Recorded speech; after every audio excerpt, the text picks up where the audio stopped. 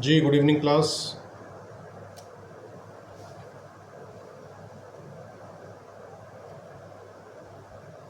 Evening sir. जी कैसे हैं आप?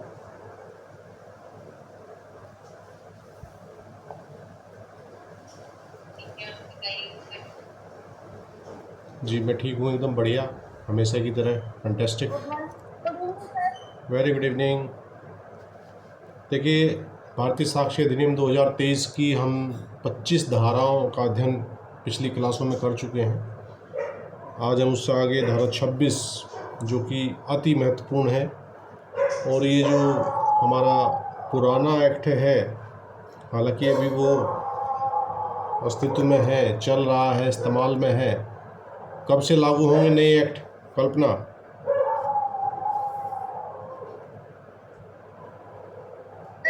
25 दिसंबर लागू होंगे सर, ये पूछा आपने। लागू होंगे 1 जुलाई से सर। 1 जुलाई 2024 से नया मेजर एक्ट, जिसमें भारतीय साक्ष्य अधिनियम 2023, भारतीय नागरिक सुरक्षा संहिता 2023 और भारतीय न्याय संहिता 2023, ये 3 नए कानून आईपीसी, सीआरपीसी और एविडेंस का स्थान ले लेंगे। तो इसी मद्देनज़र हम नए जो अधिनियम हैं उनका अध्ययन कर रहे हैं। और जो धारा 26 है, ये पुराने एक्ट में धारा 32 हुआ करती थी। नोट कर लीजिए कि ये पुराने एक्ट में धारा 32 हुआ करती थी, और अब नए वाले अधिनियम में ये धारा 26 है। और ये बात करती है ऐसे व्यक्तियों के विषय में जो साक्ष्य में जिन्हें बुलाया जाना संभव नहीं है। बुलाया जाना क्यों संभव नहीं है, उसका कारण हम देखेंगे। इस धारा का जब अध्ययन करेंगे तो हमें पता लगेगा कि क्यों बुलाया जाना, किन कारणों से बुलाया जाना संभव नहीं है। ये कह रहा है केसेस, सेक्शन 26 हम लोग देख रहे हैं। सेक्शन 26 कह रहा है cases in which statement of relevant facts by person who is dead or cannot be found etcetera is relevant. ठीक है, तो इन्होंने 2 चीज़ों का कारण तो दे दिया, is dead or cannot be found, और उसके बाद फिर एटसेट्रा शब्द भी एक डाल दिया। तो जहाँ एटसेट्रा डाल दिया जाता है उसका मतलब क्या होता है कि इसी प्रकार की और बातें भी हो सकती हैं। क्लियर है कल्पना? जी सर। इसी प्रकार की और बातें भी हो सकती हैं। तो ये कह रहा है statements written or verbal of relevant facts made by a person who is dead or who cannot be found. 2 चीज़ें आ गई हैं यहाँ। अब आगे एटसेट्रा वाली बात बता रहा है। और who has become incapable of giving evidence. कुछ अवस्थाएं ऐसी भी होती हैं कि व्यक्ति जिंदा तो है लेकिन वो साक्ष्य देने में, बयान देने में अक्षम हो गया है, इनकेपेबल हो गया है। ठीक है। और whose attendance cannot be procured without an amount of delay or expense which under the circumstances of the case appears to the court unreasonable are themselves relevant facts in the following cases namely। तो यहाँ बताया गया है कि सुसंगत तथ्यों के लिखित या मौखिक कथन जो ऐसे व्यक्ति द्वारा किए गए थे जो मर गया है। पहली शर्त तो ये है कि व्यक्ति मर गया हो। जो मर गया उसे आप नहीं ला सकते, या मिल नहीं सकता है, लापता है, उसका कुछ अता पता नहीं है, वो मिल नहीं रहा है, या जो साक्ष्य देने के लिए असमर्थ हो गया है, इनकेपेबल है। वो काहे के लिए इनकेपेबल है? इनकेपेबल ऑफ गिविंग एविडेंस, वो साक्ष्य देने के लिए क्षमतावान नहीं बचा है। ऐसी परिस्थिति क्या हो सकती है कि कोई व्यक्ति साक्ष्य देने के लिए क्षमतावान ना बचा हो?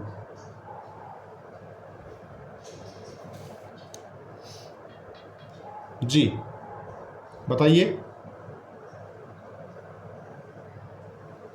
सर जो खो गया, क्या? ऐसे सर जो खो गया हो, मतलब देखिए, वो खोने वाली बात तो पहले आ गई ना, who cannot be found में आ गई वो तो। यहाँ मैं आपसे पूछ रहा हूँ कि इनकेपेबल ऑफ गिविंग एविडेंस से आप क्या समझते हैं? जो खो गया है, मिल नहीं रहा है, वो तो डिस्कस हो गया। हाँ जी।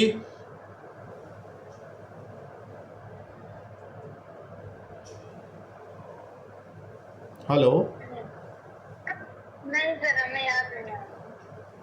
अरे कोई व्यक्ति कोमा में चला गया है, किसी की याददाश्त बुजुर्ग होने की वजह से नील हो गई है, बोलने की क्षमता गंवा दी है,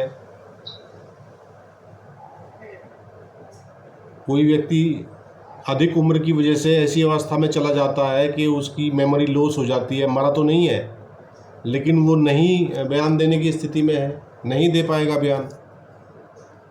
और चौथी अवस्था ये है कि उसकी उपस्थिति जो है वो बहुत ज़्यादा समय लगाने वाली है और बहुत ज़्यादा धन खर्च हो जाएगा उसमें। मान लीजिए कोई व्यक्ति विदेश में है और विदेश में से उसे पहली बात तो समन करना, वहाँ तक उसके पास सूचना पहुँचाना कोर्ट की, और फिर वहाँ से उसको बुलाना, उसके आने जाने का भारी खर्च उठाना। तो यदि ऐसी अवस्था में कह रहा है कि या जिसकी हाजिरी इतने विलंब या व्यय के बिना उपात्त नहीं की जा सकती, जितना मामले की परिस्थितियों में न्यायालय को अयुक्तियुक्त प्रतीत होता है, निम्नलिखित दशाओं में स्वयं सुसंगत हैं। अर्थात अब आगे धारा 26 के ABCD करके कितने हैं, GH तक है। ये सब परिस्थितियां बताई गई हैं कि यदि ऐसी परिस्थिति है तो फिर धारा 26 के अनुसार इन परिस्थितियों में अगर कोई बात आएगी तो वो उनके कथन जो है वो रिलेवेंट होंगे, सुसंगत होंगे। यहाँ तक कोई दिक्कत भाई, कुछ समझ ना आया हो?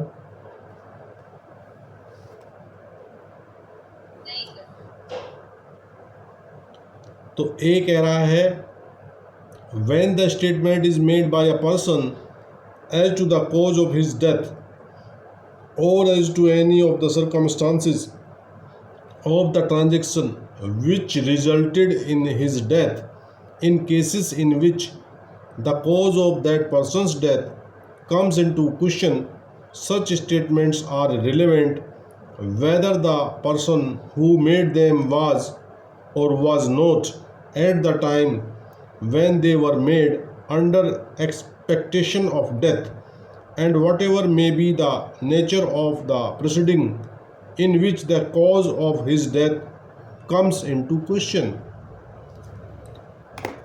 अब ये जो 26 का ए है, 26 का ए बात कर रहा है काहे की, मृत्युकालीन कथन की।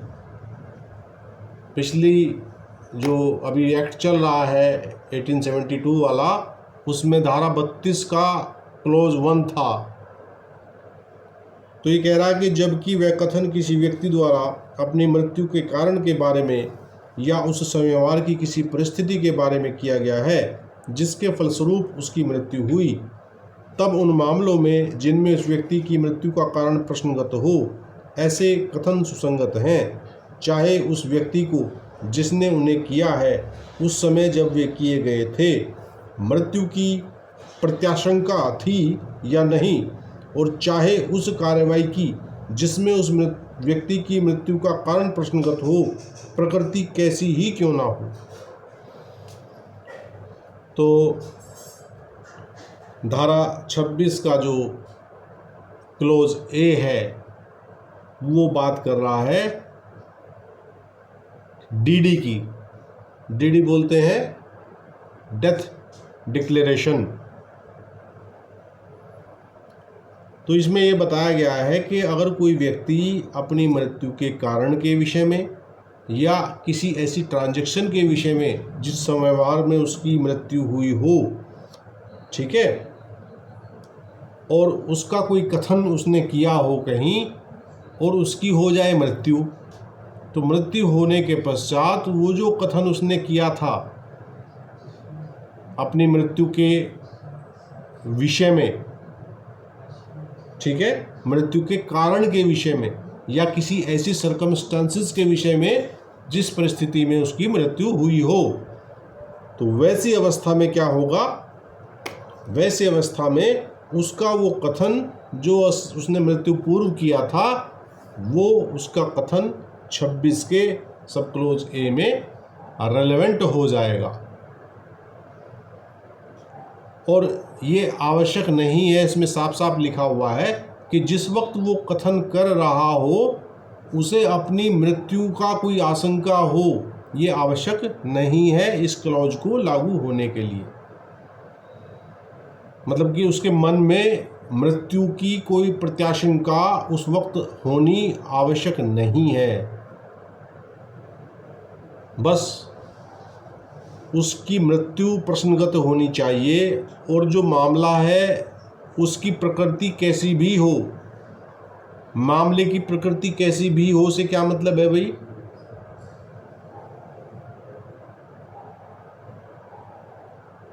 है नो, मामले की प्रकृति कैसी भी हो से क्या मतलब है, क्या समझे हो?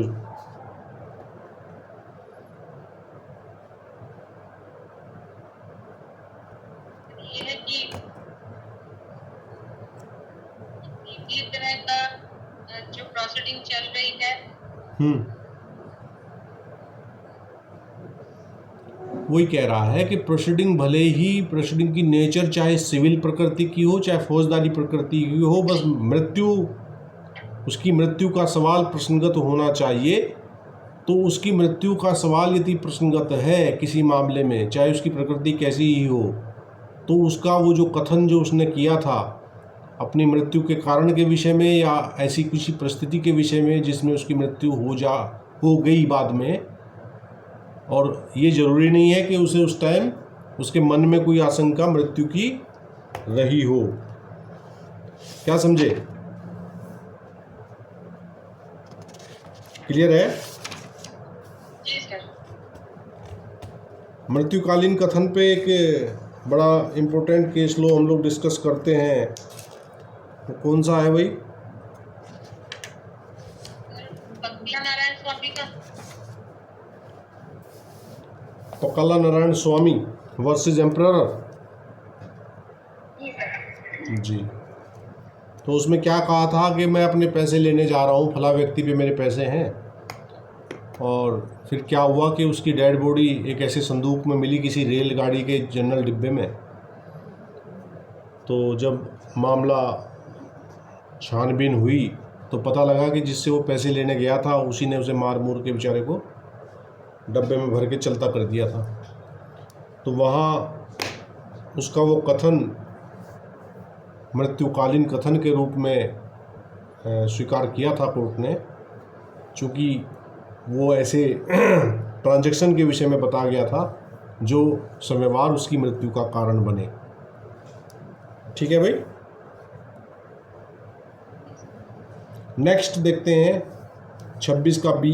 कह रहा when the statement was made bye such person in the ordinary course of business and in a particular when it consists of any entry or memorandum made by him in books kept in the ordinary course of business or in the discharge of professional duty or of an acknowledgement written or signed by him of the receipt of money, goods, securities or property of any kind or of a document used in commerce written or signed by him or of the date of a letter of or other document usually dated, written or signed by him।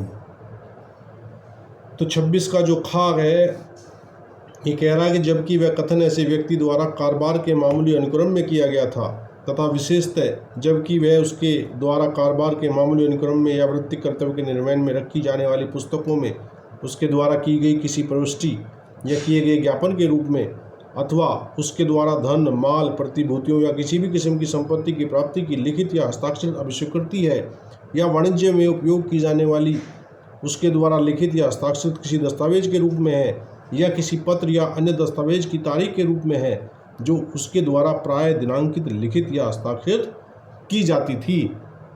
तो इस प्रकार का जो कथन है वो 26B में relevant होगा, 26 के खा में रिलेवेंट होगा। हमने इसको डिस्कस किया था, पीछे एक इलस्ट्रेशन हमने पढ़ा था। कौन सा इलस्ट्रेशन पढ़ा था कल्पना, बताएं जरा।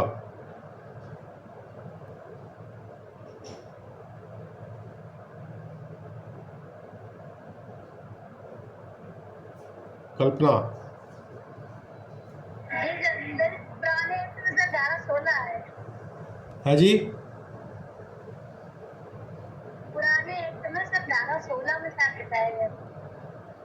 अरे नहीं, मैं इलस्ट्रेशन पूछ रहा हूँ इसी पॉइंट पे जो 26 का हम अध्ययन कर रहे हैं, 26B का, इससे संबंधित एक इलस्ट्रेशन हम अभी हाल ही में पिछली क्लास में पढ़ के आए हैं। सेक्शन 14 का इलस्ट्रेशन बी। कौन से वाला? सेक्शन जो नया है, नए वाले में जो सेक्शन 14 है, उसका जो इलस्ट्रेशन दिया हुआ है बी। क्या है उसमें, बताएं एक बार। ये है कि मतलब एक पर्टिकुलर एक लेटर था, जो विशिष्ट एक लेटर था, वो ए को मिला और वो उस एक अनुक्रम में किया गया, जो मतलब डाक में डाला गया था, और कि वह पुनः प्रेषण के द्वारा लौटाया गया था या नहीं गया था, तो वो सुसंगत होगा या नहीं। अरे नहीं, अभी एक वो जहाज के विषय में एक इलस्ट्रेशन पढ़ा था हमने कि जहाज के कप्तान पे आरोप था कि आपने उस जहाज को संतप्त किया। उसने कहा कि उसने फिर अपनी बुक प्रस्तुत करी। 19 का फिर ये इलस्ट्रेशन बी है। हाँ, जिसमें उसने उस पुस्तक को पेश किया जिस पुस्तक में वो डेली अपने कारोबार के मतलब उसके अपनी प्रोफेशनल उसकी ड्यूटीज़ में था कि वो एंट्री करे कि भाई जहाज़ किस दिशा में चल रहा है, कितनी गति से चल रहा है, कहाँ से कहाँ चल रहा है, ठीक है ना। तो वहाँ हाँ तो उसकी जो पुस्तक थी वो पुस्तक रिलेवेंट मानी गई, क्योंकि अगर वो मर गया होता तो वो पुस्तक में एंट्री जो है वो 26B में रिलेवेंट होती। तो उसने कहा कि देखिए, मैं बाकायदा अपने जहाज़ को चलाने के लिए जो एक एंट्री बुक है, उस बुक में हम प्रॉपर एंट्री कर रहे हैं, जहाज़ की लोकेशन बता रहे हैं, जहाज़ की गति बता रहे हैं, किस दिशा में चल रहा है ये बता रहे हैं, है ना। तो वैसी अवस्था में वो उसके द्वारा वो जो पुस्तक रखी गई थी वो वहाँ रेलेवेंट थी, क्योंकि अगर वो मर गया होता तो 26B में वो रेलेवेंट होती। एक बार उसे दोबारा पढ़ दो, आपको अच्छे से क्लियर हो जाएगा। एक बार इलस्ट्रेशन पढ़ के बताओ मुझे, 19 का कौन सा? हाँ, 19 का B है। 19 का बी पढ़ना है ना। हाँ, किसी पोत के कप्तान के का विचारण उस पोत को संक्रियत करने के लिए किया जाता है। यह दर्शित करने के लिए साक्ष्य दिया जाता है कि पोत अपने उचित मार्ग से बाहर ले जाया गया था। वह अपने कारोबार के मामूली अनुक्रम में अपने द्वारा रखी जाने वाली वह पुस्तक पेश करता है जिसमें वह संप्रेषण दर्शित है, जिनके बारे में यह अभी कथित है कि वे दिन प्रतिदिन किए गए थे और जिनसे उपदर्शित है कि पोत अपने उचित मार्ग से बाहर नहीं ले जाया गया था। यह इन कथनों को साबित कर सकेगा, क्योंकि यदि उसकी मृत्यु हो गई होती तो ये कथन उन व्यक्तियों के बीच धारा 26 के खंड 7 के अधीन रहा होते। बिल्कुल। तो 26 की ख हम आज पढ़ रहे हैं, इसीलिए कोरिलेट करने के लिए मैंने आपको फ्लैशबैक में ले गया मैं, और मैं आपको कनेक्ट कराया कि भाई इस प्रकार जो डेली एंट्रीज़ वाली बुक्स होती हैं, वो डेली एंट्रीज़ वाली बुक्स जो है वो क्या होती हैं, रिलेवेंट होती हैं यदि मृत्यु हो जाए वैसे व्यक्ति की जो उन्हें मेंटेन कर रहा है, ठीक है। क्योंकि वो मर गया, वो तो आ नहीं सकता। अब उसके द्वारा जो बुक तैयार की हुई है, जो एंट्रीज़ की हुई हैं, वो एंट्रीज़ साबित की जा सकती हैं, वो 26 के बी में रेलेवेंट हैं। Is that clear? सी कह रहा है when the statement is against the pecuniary or proprietary interest of the person making it, or when if true it would expose him or would have exposed him to a criminal prosecution or to a suit for damages। तो ये कह रहा है, गे वाला हिस्सा इसका बता रहा है, गे वाला पार्ट इसका बता रहा है कि जबकि वह कथन उसे करने वाले व्यक्ति के धन संबंधी या सांपत्तिक हित के विरुद्ध हैं, ठीक है, जबकि यदि वह सत्य हो तो उसके कारण उस पर दांडिक अभियोजन या नुकसानी का वाद लाया जा सकता है या लाया जा सकता था।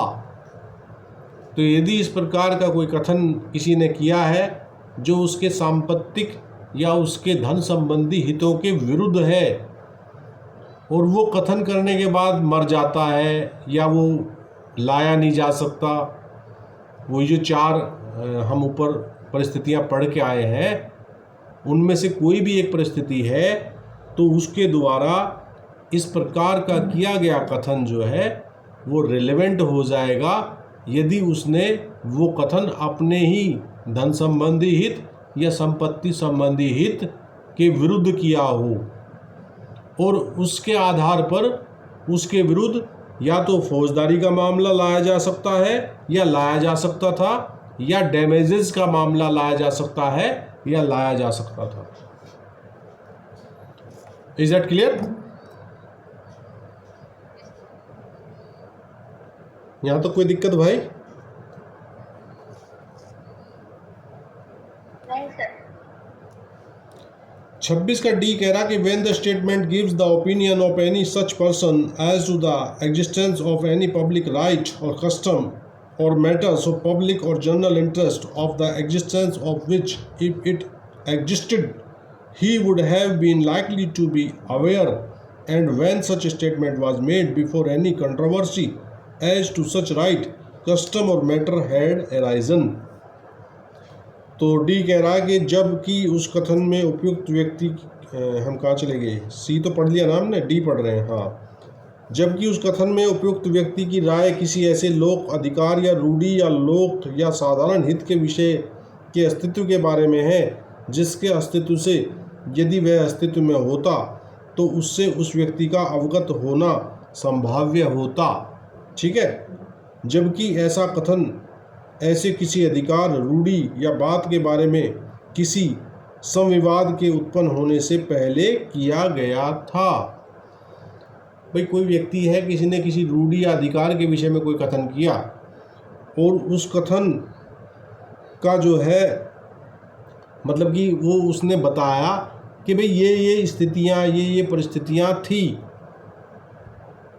ठीक, और क्या कह रहा है कि उससे, उसके अस्तित्व से, उससे ये आइडिया हो रहा है कि जिस वक्त वो कथन किया गया उस व्यक्ति को उस अधिकार या रूढ़ी के बारे में अवगत होना संभाव्य था। कोई रूढ़ी या अधिकार है, उसके विषय में कोई व्यक्ति कथन कर रहा है और हमें ये अनुमान है कि भाई उसको जरूर नॉलेज होगी उस काहे की अधिकार या रूढ़ी की। फिर वो व्यक्ति जिसने वैसा कथन किया वो या तो मर गया, या वो लाया नहीं जा सकता, या वो इनकेपेबल हो गया, या उसको लाने में इतना समय और इतना खर्च लग रहा है कि वो न्यायालय को अनरीजनेबल लग रहा है। तो ऐसी परिस्थितियों में उस व्यक्ति के द्वारा उस अधिकार या रूढ़ी के विषय में किया गया वो कथन 26 के डी या घा के अनुसार क्या होगा, रिलेवेंट होगा। लेकिन शर्त यह है कि उसका जो कथन है वो उस अधिकार या रूढ़ी के विषय में जो विवाद उत्पन्न हुआ उस विवाद उत्पन्न होने से पहले का होना चाहिए, बाद का नहीं होना चाहिए। कुछ पल्ले परो भैया।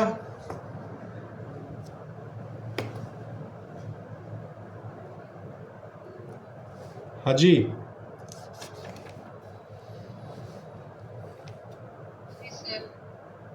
समझ आ गया ये? जो पहले से सिस्टम बने हुए हैं या जो लोगों का पब्लिक राइट है, तो सर वो पहले अस्तित्व में था, तो मतलब वो वही माना जाएगा ना बाद में भी। हाँ, उस अस्तित्व के विषय में किसी व्यक्ति ने कथन किया था कोई, जी उस व्यक्ति के कथन के बारे में हमें ये जानकारी है कि वो व्यक्ति को अवश्य उसकी जानकारी रही होगी। 2 बात। तीसरी बात, फिर वो व्यक्ति लापता हो गया, गायब हो गया, या वो इनकेपेबल हो गया, या वो इतने मोटे खर्च के वजह से वहाँ ना लाया जा सकता हो। कहाँ? न्यायालय के सामने। तब उसके द्वारा वो जो किया गया कथन था, वो कथन 26 के डी में रिलेवेंट होगा। लेकिन शर्त यह है कि उसके द्वारा किया गया कथन उस अधिकार या रूढ़ि के विषय में जो विवाद उत्पन्न हुआ है, उस विवाद उत्पन्न होने के पूर्व का होना चाहिए, पश्चात का नहीं होना चाहिए। ठीक है। क्लियर है? Yes sir. ठीक, आगे बढ़ते हैं। 26 का ई देखते हैं। 26 का ई कह रहा है, when the statement relates to the existence of any relationship by blood, marriage or adoption between persons as to whose relationship by blood, marriage or adoption the person making the statement had special means of knowledge, and when the statement was when the statement was made before the question in dispute was raised। अब यहाँ जो अंग बात कर रहा है, ई बात कर रहा है, वो कह रहा है कि जबकि वह कथन, ये कथन कौन सा है? वो कथन उस व्यक्ति के द्वारा किया जा रहा है जो व्यक्ति या तो मर गया है। ये 4 कंडीशन कौन कौन सी हैं? मर गया है, या इनकेपेबल हो गया है, या लाया नहीं जा सकता, पाया नहीं जा सकता, प्राप्त नहीं हो रहा है, मिल नहीं रहा है, या उसे लाने में इतना समय और इतना एक्सपेंस लग जाएगा जो न्यायालय की नज़रों में रीजनेबल ना हो। तो वैसे व्यक्ति का कथन है ये सभी धाराओं पे लागू है। ये 26 में मेनली बता दिया, फिर आगे हम पढ़ रहे हैं, सब पे वही कंडीशन लागू है, चारों की चारों। ठीक है। तो कह रहा है कि जबकि वह कथन किन्हीं ऐसे व्यक्तियों के बीच रक्त, विवाह या दत्तक ग्रहण पर आधारित किसी नातेदारी के अस्तित्व के संबंध में है, जिन व्यक्तियों की रक्त, विवाह या दत्तक ग्रहण पर आधारित नातेदारी के बारे में उस व्यक्ति के पास जिसने यह कथन किया है ज्ञान के विशेष साधन थे, और जबकि वह कथन विवादग्रस्त प्रश्न के उठाए जाने से पूर्व किया गया था। ये शर्त यहाँ भी है, पिछला जो क्लॉज था उसमें भी थी कि जो कथन आना चाहिए वो विवादग्रस्त होने से पूर्व का होना चाहिए। विवादग्रस्त होने के पश्चात के कथन 26 में रिलेवेंट नहीं होंगे, ध्यान रखिएगा। क्योंकि ये तो हो सकता है कि जब विवादग्रस्त हो जाए तो उसके बाद आप किसी से ऐसे कथन प्राप्त कर लें, तो विवादग्रस्त होने के बाद के कथन यहाँ रिलेवेंट नहीं होंगे, ध्यान रखिएगा। विवाद उत्पन्न होने से पूर्व के कथन रिलेवेंट होंगे। किसी व्यक्ति के पास कोई विशेष नॉलेज है किसी के संबंधों के विषय में, संबंध कौन कौन से हैं, नातेदारी कौन कौन सी हैं, रक्त संबंधी नातेदारी है, विवाह संबंधी नातेदारी है, या दत्तक ग्रहण संबंधी नातेदारी है। मतलब कि कहीं विवाद उत्पन्न होता है कि क्या ए, बी और सी का दत्तक पुत्र है या नहीं है, तो उस बाबत यदि किसी व्यक्ति ने, जिसको ये पूरी जानकारी थी उसके दत्तक के विषय में, कोई कथन किया था, तो उसका वो कथन विवाद उत्पन्न होने पर रिलेवेंट हो जाएगा। Is that clear?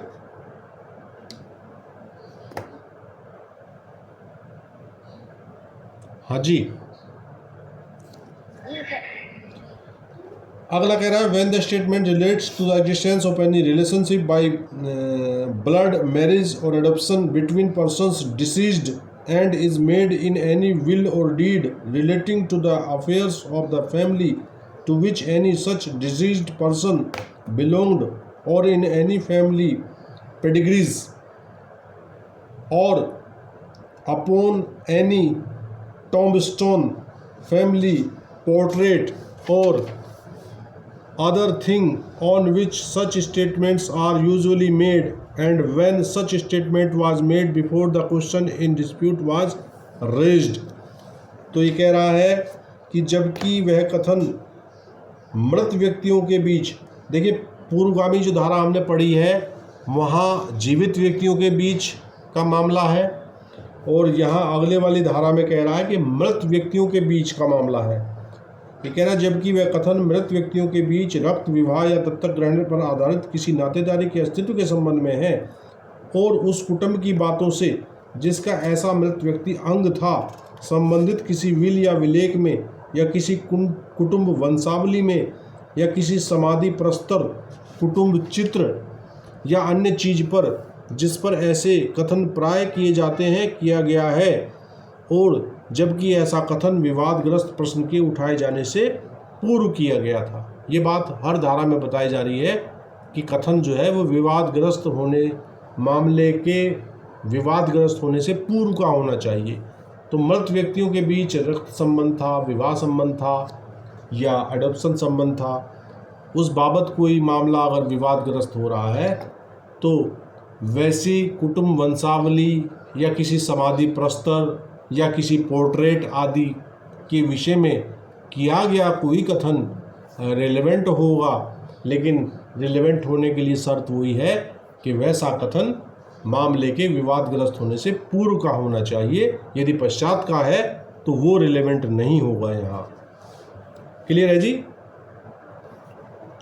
जी कह रहा when the statement is contained in any deed will or other document which relates to any such transaction as is specified in clause A of section 11। ये कह रहा है जबकि वह कथन किसी ऐसे विलेख, विल या अन्य दस्तावेज में अंतर्विष्ट है जो किसी ऐसे समयवार से संबंधित है जैसा धारा 11 के खंड क में निर्दिष्ट है। अब धारा 11 का खंड क क्या कह रहा है एक बार उसे देख लीजिए, तभी आपको ये समझ आएगा। यहाँ 11 का खंड क क्या कह रहा है, कल्पना एक बार देख के पढ़ के बताएं।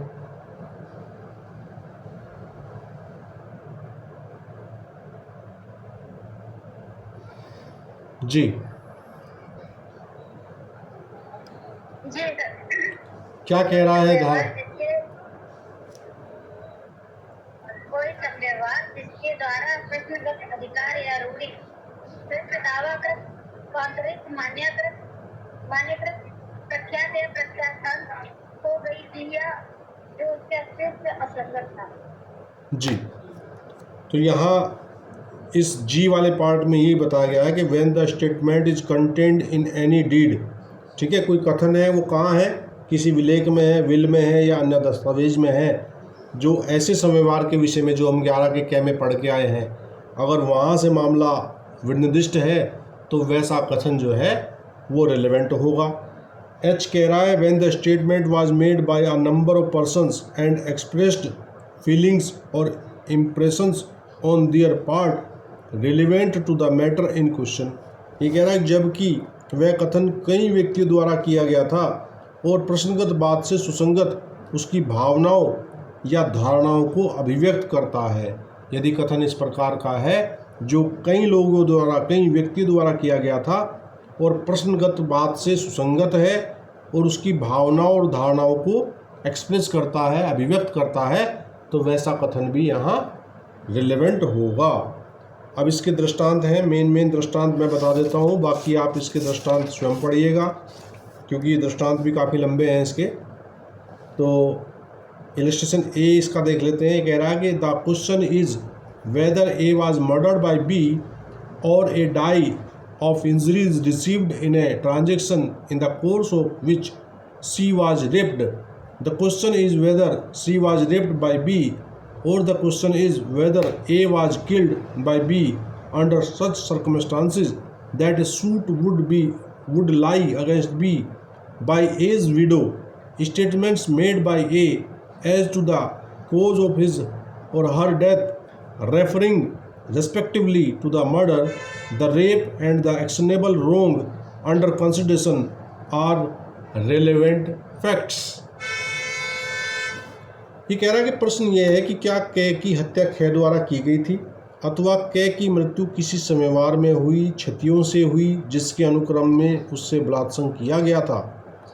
प्रश्न यह है कि क्या उससे कै द्वारा बलात्संग किया गया था, या प्रश्न यह है कि क्या कै द्वारा ऐसी परिस्थितियों में मारा गया था कि कै की विधवा द्वारा कै पर वाद लाया जा सकता है। अपनी मृत्यु के कारण के बारे में कै द्वारा किए गए वे कथन जो उसने क्रम से विचाराधीन हत्या, बलात्संग और अनियोज्य दोष को निर्देशित करते हुए किए हैं, सुसंगत तथ्य हैं। तो ये जो हमारा 26 का ए वाला पोर्शन हम पढ़ के आए थे, जिसे डीडी बोलते हैं, जिसे डेथ डिक्लेरेशन बोलते हैं, उसके बाबत ये इलस्ट्रेशन है। तो यहाँ मृत्यु के कारणों के विषय में यदि कोई कथन किया जा रहा है, लेकिन उनको रिलेवेंट होने के लिए ये ज़रूरी है कि उस व्यक्ति की मृत्यु होना निश्चित वो आवश्यक है। अगर वो बच जाए तो उसके द्वारा किए गए कथन यहाँ रिलेवेंट नहीं होंगे। उसको फिर डीडी तो तभी माना जाएगा ना जब वैसा कथन करने वाले व्यक्ति की मृत्यु हो जाए, तभी तो उसको डीडी माना जाएगा। क्लियर है भाई?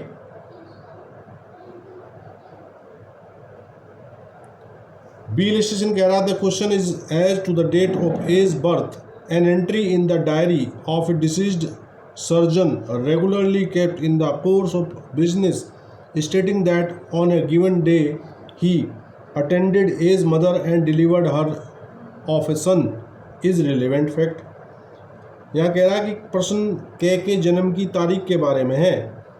एक मृत शल्य चिकित्सक की अपने कारोबार के मामूली अनुक्रम में नियमित रूप में रखी जाने वाली डायरी में इस कथन की प्रविष्टि कि अमुक दिन उसने कै की माता की परिचर्या की और उसे पुत्र का प्रसव कराया, सुसंगत तथ्य है। देखिए, जो सर्जन था, सर्जन की डेथ हो चुकी है और विवादग्रस्त क्या है, कै का जन्म की तारीख विवादग्रस्त है। तो वैसी परिस्थिति में चूंकि सर्जन महोदय तो मर गए, सर्जन महोदय तो बयान देने नहीं आ सकते, लेकिन उन्होंने अपने कारोबार के मामूली अनुक्रम में एक डायरी मेंटेन की हुई थी, जिस डायरी में वो अपने द्वारा किए गए सर्जरी को मेंटेन करते थे कि मैं इस दिन फला व्यक्ति की इस बात की सर्जरी की, फला दिन इस बात की सर्जरी की। तो उस डायरी में यदि किसी तिथि पर ये लिखा हुआ है कि मैंने आज फला महिला का प्रसव कराया और उसने पुत्र को जन्म दिया, तो उसकी जन्म के तारीख के विषय में उस मृत शल्य चिकित्सक का वो कथन यहाँ रिलेवेंट हो जाएगा। Is that clear? जी सर। जी, एक इसका रजिस्ट्रेशन ई देखते हैं, बाकी बीच के जो मैं छुड़वा रहा हूँ उन्हें आप स्वयं देखिएगा, कुछ समझ ना आए तो पूछ लीजिएगा, कोई दिक्कत नहीं है। The question is whether rent was paid to A for certain land. A letter from A's deceased agent to A saying that he had received the rent on A's account and held it at A's orders is a relevant fact. ठीक है, प्रश्न यह है कि क्या कै को अमुक भूमि का भाटक दिया गया था, तो कै के मृत अभिकर्ता का कै के नाम एक पत्र जिसमें यह कथन है कि उसने कै के निमित्त भाटक प्राप्त किया है और वह उसे कै के आदेशाधीन रखे हुए है, सुसंगत तथ्य है। वो एजेंट मर गया, लेकिन एजेंट ने एक पत्र लिखा हुआ है और वो पत्र लिखा है, पत्र में उसने लिखा हुआ है कि मैंने इससे भाटक, उसे रेंट प्राप्त कर लिया है। तो अगर कल कोई विवाद उस रेंट के विषय में उत्पन्न होता है तो वो जो पत्र लिखा हुआ है उसके एजेंट ने, वो मर चुका है, वो बयान देने आ नहीं सकता, तो वो आ नहीं सकता, तो उसका वो कथन उसके पत्र द्वारा, उसमें पत्र में जो कथन किया हुआ है वो उसका रिलेवेंट हो जाएगा। Is that clear? जी सर। एच इलस्ट्रेशन देख लेते हैं। एच कह रहा है, the question is what was the cause of the wreck of a ship? A protest made by the captain whose attendance cannot be procured is relevant fact. ये कह रहा प्रश्न ये है कि किसी पोत के ध्वंस का कारण क्या है? कप्तान द्वारा जिसकी हाजिरी प्राप्त नहीं की जा सकती दिया गया प्रसाक्ष्य सुसंगत तथ्य है। ठीक है,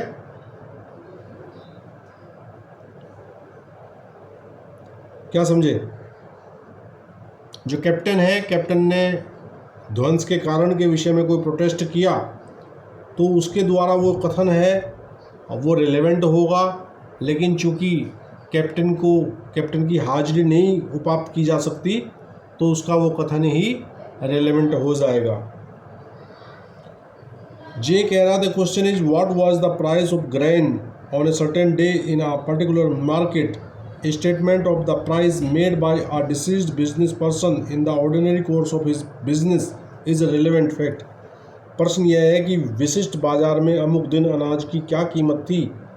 एक मृत व्यवसायी द्वारा अपने कारोबार के अनुक्रम में मामूली अनुक्रम में किया गया कीमत का कथन सुसंगत तथ्य है। ठीक है, व्यापारी मर चुका है लेकिन उसने अपने व्यापार के अनुक्रम में कीमत संबंधी कोई कथन किया हुआ है तो उसका वो कथन उस दिन के बाजार भाव को साबित करने के लिए रेलेवेंट फैक्ट है। जी, जे के एल देख लेते हैं। जो मैं छुड़वा रहा हूँ ये आप लोग जरूर देखिएगा। के भी देख लीजिए, के भी इंपॉर्टेंट है, छोटा ही है। The question is whether A who is dead was the father of B. A statement by A that B was his son is a relevant fact. ये कह रहा है, प्रश्न यह है कि क्या कै जो मर चुका है खे का पिता था, कै द्वारा किया गया है कथन कि खे उसका पुत्र है, सुसंगत तथ्य है। अब वो व्यक्ति मर चुका है और सवाल ये पैदा हो रहा है कि क्या ये उसका पुत्र है, तो उसने पूर्व में यदि उसे अपने पुत्र मानते हुए कोई कथन किया है तो उसका वो कथन यहाँ रेलेवेंट हो जाएगा। ठीक है, एल कह रहा the question is what was the date of the birth of A letter from A's deceased father to a friend announcing the birth of A on a given day is a relevant fact. प्रश्न यह है कि कै के जन्म की तारीख क्या है। कै के मृत पिता द्वारा किसी मित्र को लिखा हुआ पत्र जिसमें यह बताया गया है कि कै का जन्म अमुक दिन हुआ, सुसंगत तथ्य है। भाई, कै के जन्म की तारीख विवाद में है और कै के पिता ने, जो अब नहीं है इस दुनिया में, मर चुके हैं, किसी मित्र को पत्र लिखा था कि फला तारीख को मेरे पुत्र का जन्म हुआ है। तो पुत्र के जन्म के विषय में वो जो कथन है, वो जो पत्र है, वो रिलेवेंट हो जाएगा क्योंकि पिता मर चुके हैं।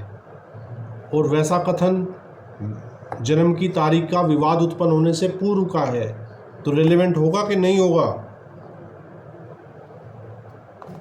रेलेवेंट होगा। बिल्कुल। अब एम देख लीजिए। एम कह रहा the question is whether and when A and B were married an entry in the memorandum of book by C the deceased father of B of his daughter's marriage with A on a given date is a relevant fact. प्रश्न ये है कि क्या और कब कै और खे का विवाह हुआ था।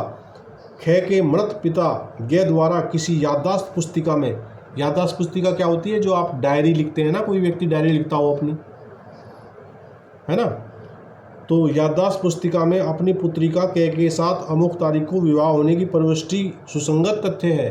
डायरी में एंट्री थी पिता के, उसकी पिता मर चुके हैं तो उनकी उस एंट्री को रिलेवेंट माना जाएगा। एन कह रहा है A sues B for a libel expressed in a painted caricature exposed in a shop window. The question is as to the similarity of the caricature and its libelous character. The remarks of a crowd of spectators on those points may be proved. ये कह रहा है कि दुकान की खिड़की में अभिदर्शित रंगित उपासांकन में अभिव्यक्त अपमान लेख के लिए खे पर कै वाद लाता है। समझ आ गया यहाँ तक? कोई दिक्कत तो नहीं है। प्रश्न उपासांकन की समरूपता तथा उसके अपमान लेखीय प्रकृति के बारे में है। इन बातों पर दर्शकों की भीड़ की टिप्पणियाँ साबित की जा सकती हैं। भाई, किसी ने कि विंडो में कोई उपासांकन लगाया और उस उपासांकन से कोई पीड़ित हुआ, उसे लगा कि इसमें तो मेरा अपमान किया जा रहा है, तो वैसे अपमान के विषय में क्या हुआ, उसने क्या किया, वाद लाया। तो वाद में वो जो उस अपमान, उस उपासंकन को देख के जो भीड़ के वक्तव्य आए, समूह का वक्तव्य वाला मामला आया था ना लास्ट धारा में, लास्ट क्लॉज में, तो वहाँ के रिलेटेड ये इलस्ट्रेशन है। तो ये कह रहा है कि वहाँ जो भीड़ ने टिप्पणियाँ की, वो भीड़ के द्वारा की गई टिप्पणियाँ वो रिलेवेंट हैं यहाँ पे। Is that clear?